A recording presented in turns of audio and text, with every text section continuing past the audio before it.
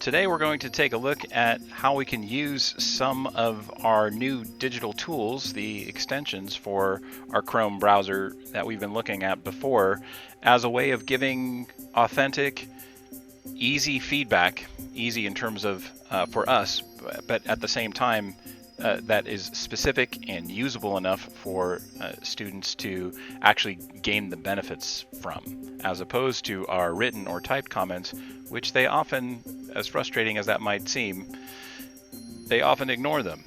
So today we're going to take a look at Screencastify and Talk and Comment. This tutorial is designed for someone who has a little bit more experience already with extensions.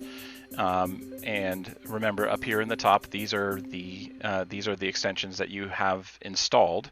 So whichever ones you have installed will appear up here, or you can click on the puzzle icon to reveal the ones that you have installed. We're talking about Screencastify and Talk and Comment. If you don't have those, just take a quick trip on over to the Chrome Store, type in Chrome Store here in your Google browser, and add those extensions. And once you have them, you are ready to get going.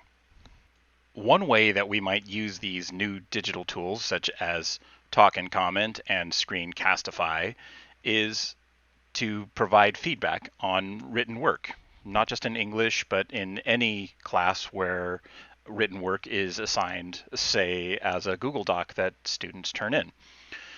And we can certainly provide feedback the old-fashioned way, or the digital version of the old-fashioned way, in terms of comments here in the margins that we can simply add by highlighting a section or a word and clicking the plus to add a comment, and then we can post it.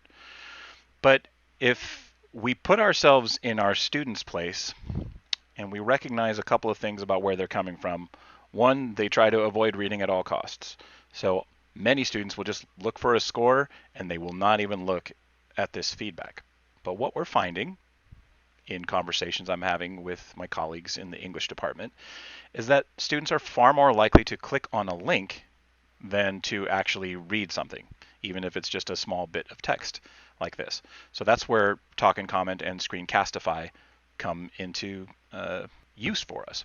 The other thing that I might recognize if I put myself in my student's place and see, whoa, there's 7 comments all about the same thing. One, that could be kind of scary and intimidating and make me feel a little bit foolish. But from a teacher's perspective, I should also recognize that this probably means that I either haven't taught them passive voice, or I haven't taught them passive voice well, or I have taught it well, but this particular student, sorry Ed Sheeran, I love your music, but you're not doing so great with the essay writing. This particular student just needs a little bit of a refresher or another explanation. So I'm going to try that 2 different ways. One, I can just give audio feedback, because if you can imagine, typing out a longer explanation of what passive voice is might be a little daunting. That's a lot to type. And if I just copied and pasted a section from, say, a grammar textbook, then we run into the problem of too long and didn't read. So students won't even bother with that. So instead, we might try Talk and Comment. So that's how the icon appears over here on the side once you have it installed. There it is up at the top. Okay, it's just like that. And all you have to do is highlight a section and then go to Talk and Comment.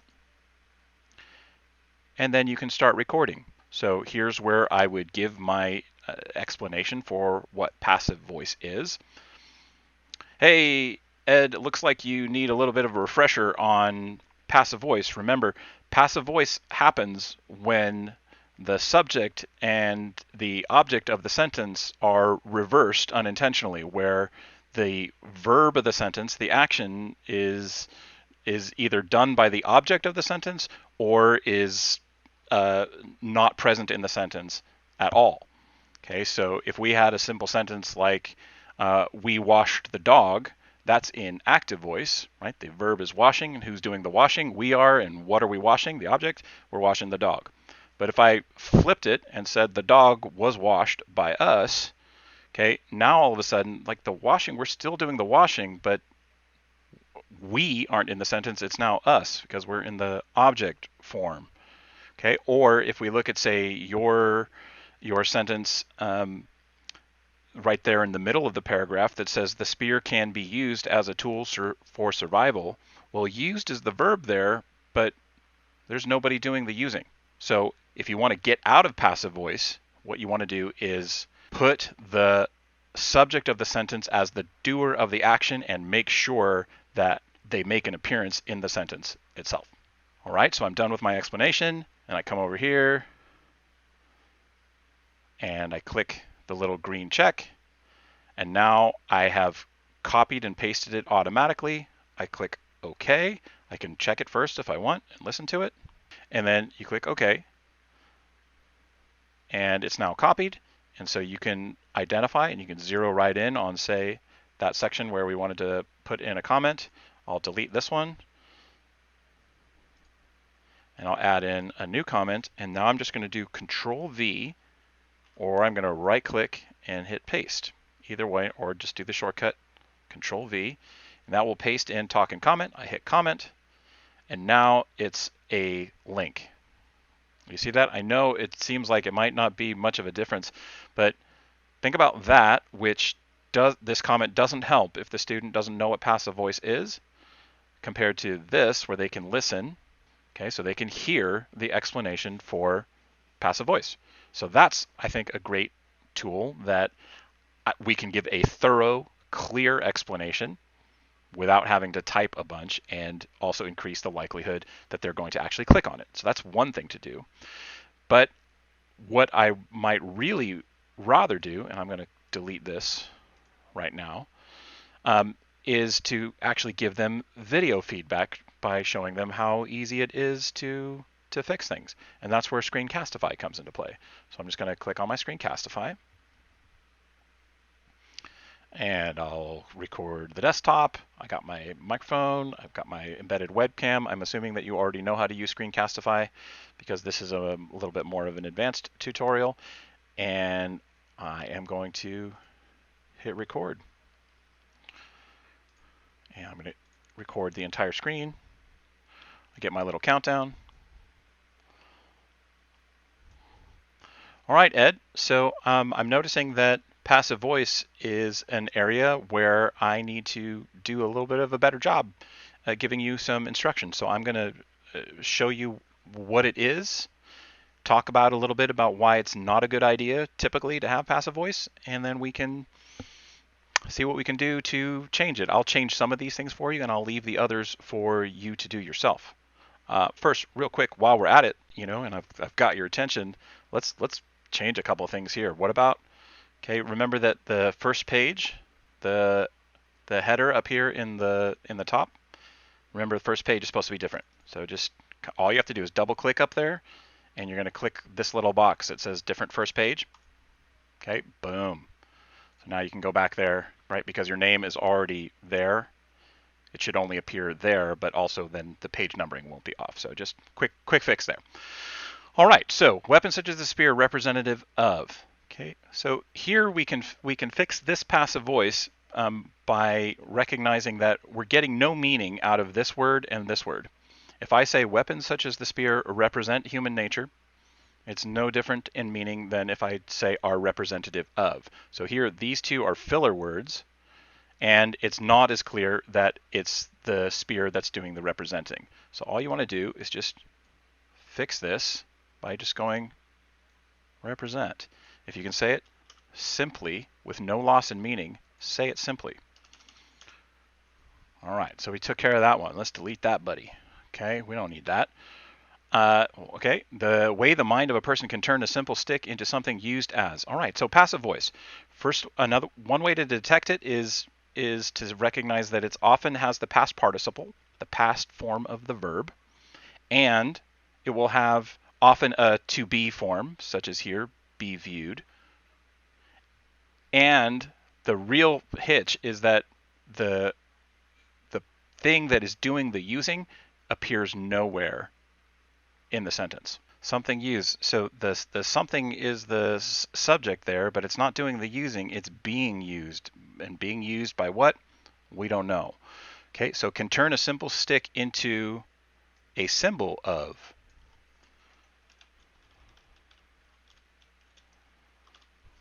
Now we have eliminated the passive voice there entirely. Okay, so this is all really good. Okay, the spear can be used. Do you see how it's the same thing here? Used by what, right? The spear is not doing the using, the spear is being used. By what? Primitive hunters. How about that? So now, right, primitive hunters, and we get rid of the to be form, can use the spear as a tool for survival when hunting down animals to kill and eat, right? Or it can become a weapon of war used. Again, notice how used often makes an appearance here. It is your favorite verb. See what you can do to find alternatives and get it out of passive voice. So again, passive, the past tense, right? The past participle here with nothing doing the using. So since I fixed this one, I'm going to let you fix this one right here.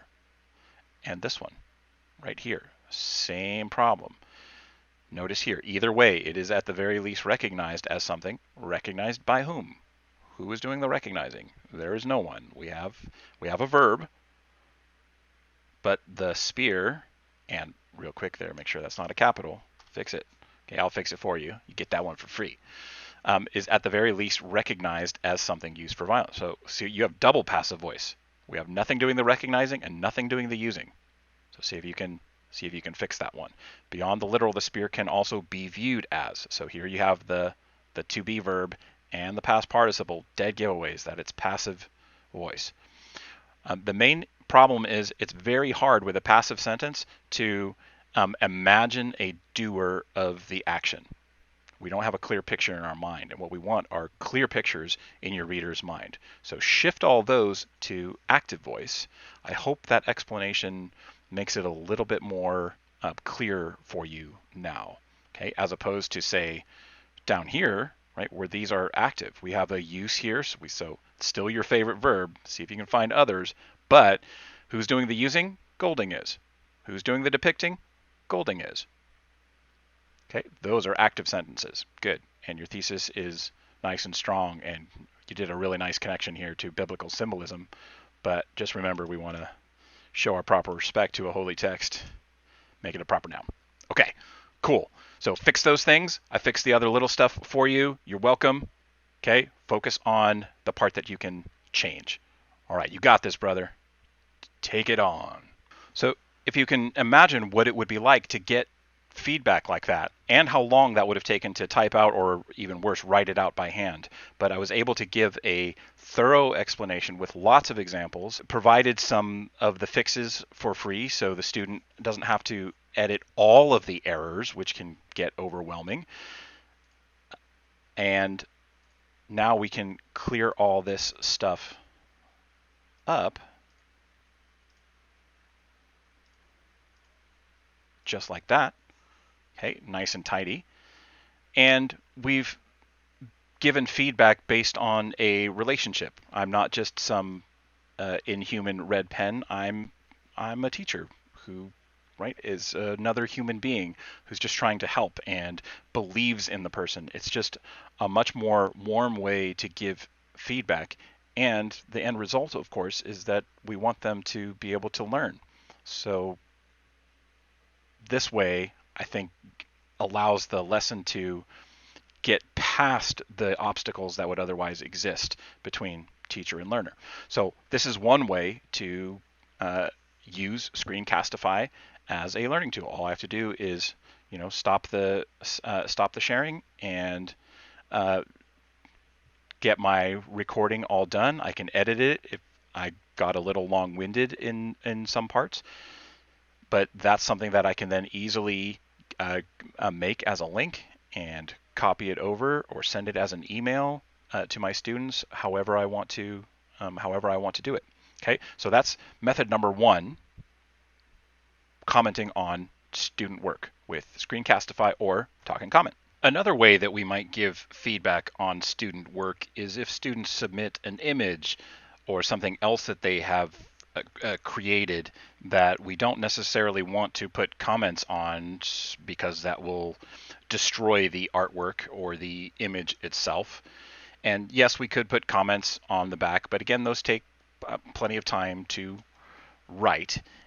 And we could give more authentic feedback in an easier way without being destructive to the student's work. So if we use talk and comment, and again, you see one of the things that's really nice about this is anytime you have a browser tab open, this little icon for talk and comment will appear over here to the side. So all you have to do is click on that and it starts recording.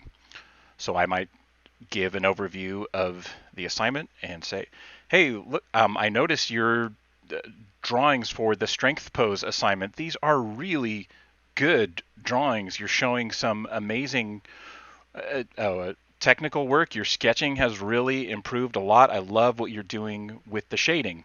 One of the things that you might try and remember is the other thing that we've been working on in class, and that is clearly readable silhouettes. So some of these drawings are not really showing a good clear silhouette. So that would be something to work on for your next assignment, or if you wanted to resubmit and do this assignment again for a higher grade, that's the main thing to work on is silhouettes. So then all I have to do is close that out, and then I am going to get a link that appears like this. Again, you can check it. Okay, so and then you click OK. It's automatically copied over into your onto your clipboard. So you just click OK, and then you might just all you have to do is open up the student's assignment, say in Google Classroom, and type in the place where you would put the comment. All you have to do is do Control V or right click and put paste, or command click on a Mac and paste the feedback right in there. That link will show up and the student can listen to your feedback. Easier than typing it out, and they're more likely to listen and respond to it. But talk and comment is obviously limited only to audio, which means that I can't actually show them what I mean. I have to rely on their understanding of, say, which drawings or which parts of the drawing I'm talking about. If I need to be more specific with my feedback, then that's where I can use Screencastify. So I just click on the Screencastify icon, use my same setup that I have before, click on record, make sure I'm using the correct screen. And now I can just pop myself up here in the top corner, and I can respond, and my student can see me as if I were live in the classroom there with them, which is really, really nice. So again, these drawings are really great. You have definitely improved in your sketching. I love these strength poses. They're reading really nice and clear. I really like this one. This one's just powerful. That's something like right out of a comic book. Doing such a good work. And I like that you've taken in the feedback from the last session. You've added in the shading here on all these, right? It's very clear where the source of light is coming from and where the shadow is supposed to be. It's just, I'm seeing a lot of improvement. That's great. So, we always want to be working towards progressing and getting better, right? So I think one area that we could take a look is in the area of silhouette. So what I'm going to do is I'm just going to take, and maybe I'll just take a really dark color over here.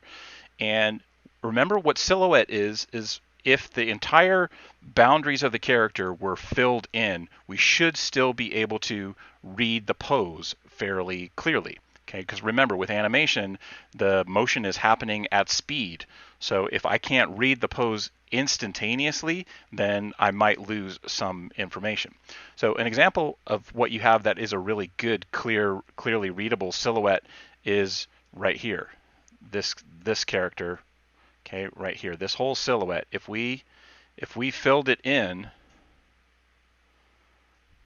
okay, and that might take a little while here. But if we filled this in, what's great is I can see all of the appendages. They're all really clear. The arms, the legs, the head. And even though the head is attached to the shoulder here, I can still interpret this. I could definitely see what leg is in the front, what leg is in the back. And yeah, it's taken a little while to fill it in, but you definitely get the idea here. Okay, I know exactly how this pose is going. I can see how the character is oriented, which direction that he is facing. Okay, that is really nice and clear. And of course, the rock would be is not part of the character silhouette, but becomes part of the silhouette before. And I think that's where this little gap here helps us read that. If the rock were solid through that, this one would be harder to read too. Let's compare it to say, what about this one right here? Okay, this is a good, strong gymnast's pose. All right, I see what you were doing for that, and you've obviously used some good, I don't know, Olympic gymnast reference here, and that's great. But if I were to fill this in as a silhouette, then it's not really clear what we're looking at because the arms are swallowed up by the torso and he's in an unusual pose, right? Although human beings like gymnasts and super athletes can do this pose, it's not usual and it's not really clear what we're looking at here. So if I fill all this in, I wish I had a bigger brush tool to really demonstrate this to you, but we're working with the limitations of Screencastify, that's fine. Okay, if I filled all this in, this is not a great silhouette. I can't read it. It looks like, am I looking at a crab? Am I looking at some kind of space alien figure? And I'm not meaning to make fun of your artwork, please. That's not my intention here. So I apologize if I'm being offensive. But it's the point, I hope, is really clear. I'm not sure what his arms are, what his legs are. It's a silhouette that's not easy to read. There are parts of these other drawings that are good. So like say this one, right? Notice how the arm is clear. There's a lot of empty space in through here. This is great, but this arm and this leg here in this section, those get swallowed up together in the silhouette. So now it's not as easy to read. I think I can probably end up interpreting this by looking at it carefully for a little bit longer. Okay, but this section of this drawing is hard to read. Okay, same thing happens here. It's a strong pose, but only it's a strong because I can see through the shading and I can see where the arms are. It's not ideal as opposed to this one, which is a great silhouette because there's empty space right there, there's empty space there, there's negative space right there. And even though we're not seeing the edge of the feet, it's totally easy to infer. So this pose is easy to read. This one, for the most part, fairly good, except this little section under here, it's not quite clear where this is coming from or what body part this might be in silhouette. I can see what he's doing in the sketch, but in silhouette is what we want to go for. The perfect drawing is one that reads both as a drawing and as a silhouette. All right, so that's something to work on for the next time. You've got this.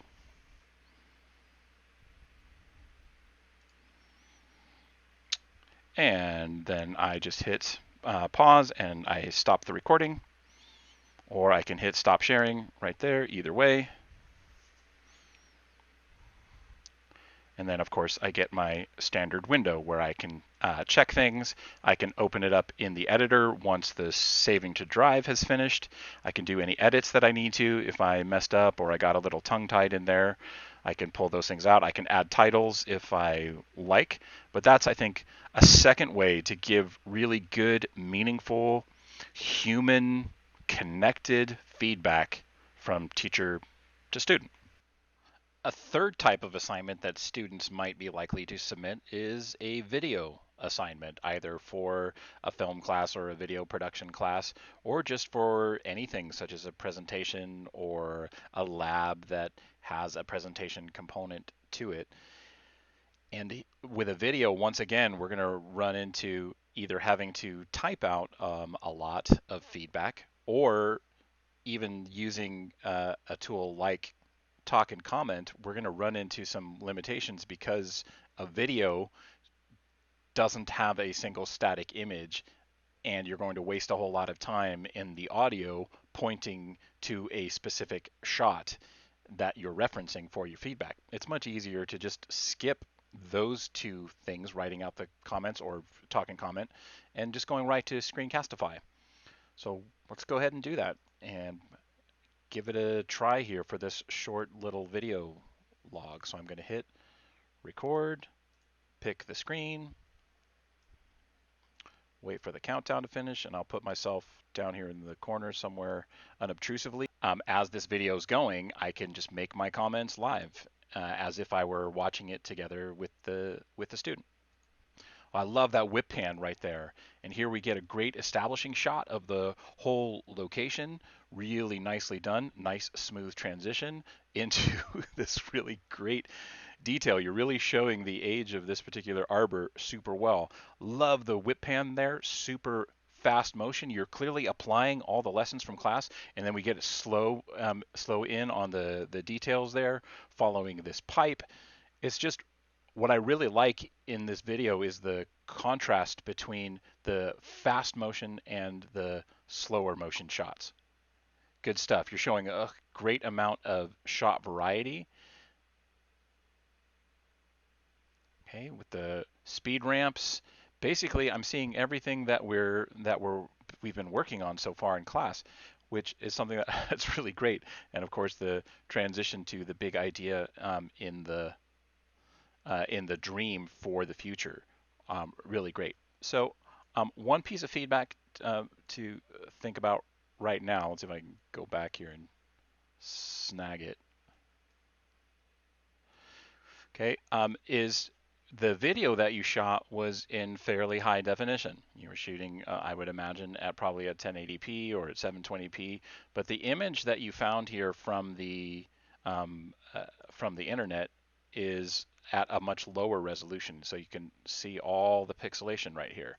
That's something that is definitely going to stand out, especially because we want this to be the prettier image as opposed to the junky arbor from before. You can kind of see this is all, see how it's all really low resolution. So you want to make sure that you, when you find an image, if you're going to use one, of course, in addition to the copyright restrictions, you want to make sure that it is itself at a higher or equal resolution as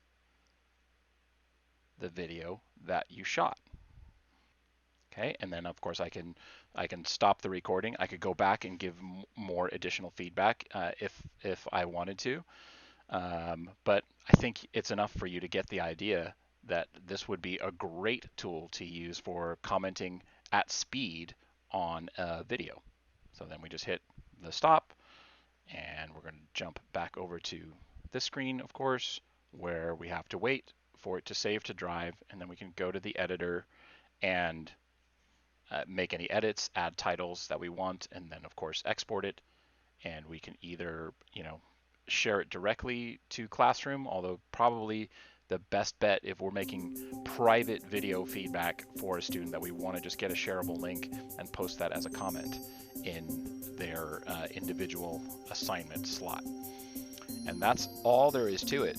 If some of these features of Screencastify are a little bewildering, that just means that you need a little bit more of a basics Screencastify video first. You can find some on my channel, or there are plenty of Screencastify basics videos that are out there that can get the job done for you. The intention here was just to show you some of the possibilities that we can use Screencastify and Talk and Comment not just as tools for delivering content, but for assessing the success of our lessons and assessing the success of student work. So I hope that was enjoyable to you. Thanks for listening, and I'll catch you in the next one.